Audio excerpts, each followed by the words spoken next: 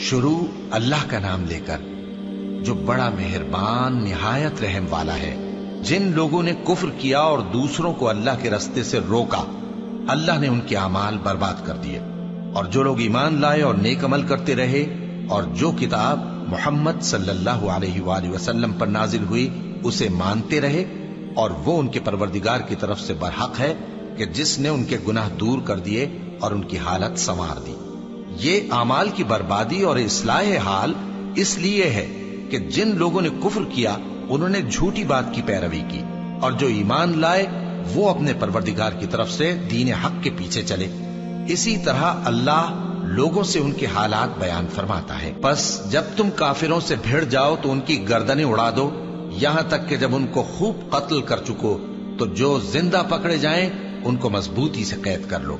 پھر اس کے بعد یا تو احسان رکھ کر چھوڑ دینا چاہیے یا کچھ مال لے کر، یہاں تک کہ فریق مقابل لڑائی کے ہتھیار رکھ دے۔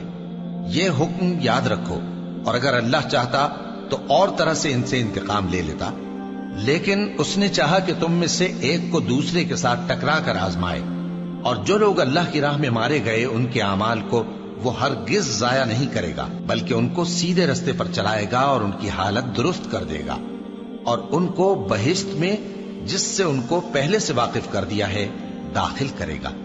اے اہل ایمان، اگر تم اللہ کی مدد کرو گے تو وہ بھی تمہاری مدد کرے گا اور تم کو ثابت قدم رکھے گا، اور جو کافر ہیں ان کے لیے ہلاکت ہے، اور اللہ ان کے اعمال کو برباد کر دے گا۔ یہ اس لیے کہ اللہ نے جو چیز نازل فرمائی انہوں نے اس کو ناپسند کیا، تو اللہ نے ان کے اعمال اکارت کر دیے۔ کیا انہوں نے ملک میں سیر نہیں کی تاکہ دیکھتے کہ جو لوگ ان سے پہلے تھے ان کا انجام کیسا ہوا؟ اللہ نے ان پر تباہی ڈال دی، اور اسی طرح کا عذاب ان کافروں کو بھی ہوگا۔ یہ اس لیے کہ جو مومن ہیں ان کا اللہ کارساز ہے اور کافروں کا کوئی کارساز نہیں۔ جو لوگ ایمان لائے اور عمل نیک کرتے رہے ان کو اللہ بہشتوں میں جن کے نیچے نہریں بہ رہی ہیں داخل فرمائے گا، اور جو کافر ہیں وہ فائدے اٹھاتے ہیں اور اس طرح کھاتے ہیں جیسے حیوان کھاتے ہیں، اور ان کا ٹھکانہ دوزخ ہے۔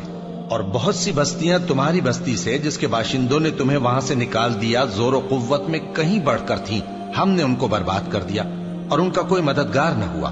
بھلا جو شخص اپنے پروردگار کی مہربانی سے کھلے رستے پر چل رہا ہو وہ ان کی طرح ہو سکتا ہے جن کے اعمال بد انہیں اچھے کر کے دکھائے جائیں، اور جو اپنی خواہشوں کی پیروی کریں وہ جنت جس کا پرہیزگاروں سے وعدہ کیا جاتا ہے اس کی صفت یہ ہے کہ اس میں ایسے پانی کی نہریں ہیں جو بو نہیں کرے گا، اور دودھ کی نہریں ہیں جس کا مزہ نہیں بدلے گا، اور شراب کی نہریں ہیں جو پینے والوں کے لیے سراسر لذت ہے، اور صاف شدہ شہد کی نہریں ہیں، اور وہاں ان کے لیے ہر قسم کے میوے ہیں، اور ان کے پروردگار کی طرف سے مغفرت ہے۔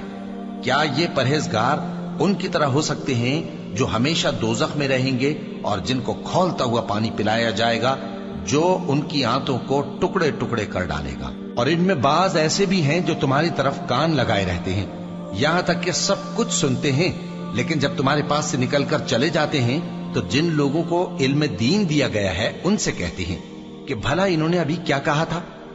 یہی لوگ ہیں جن کے دلوں پر اللہ نے مہر لگا رکھی ہے اور یہ اپنی خواہشوں کے پیچھے چل رہے ہیں، اور جو لوگ ہدایت یافتہ ہیں ان کو وہ مزید ہدایت بخشتا ہے اور ان کو پرہیزگاری عنایت کرتا ہے۔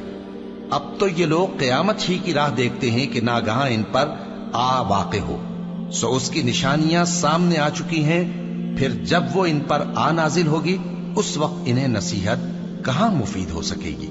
بس جان رکھو کہ اللہ کے سوا کوئی معبود نہیں، اور اپنے قصور کی معافی مانگو، اور مومن مردوں اور مومن عورتوں کے لیے بھی، اور اللہ تم لوگوں کے چلنے پھرنے اور تمہارے ٹھکانے سے واقف ہے۔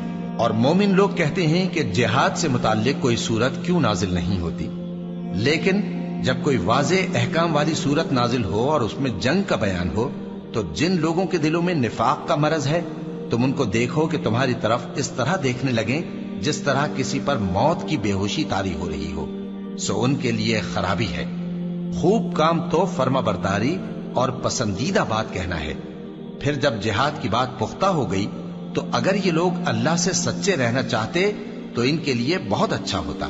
سو اے منافقو، अजब नहीं कि अगर तुम हाकिम हो जाओ तो मुल्क में खराबी करने लगो और अपने रिश्तों को तोड़ डालो।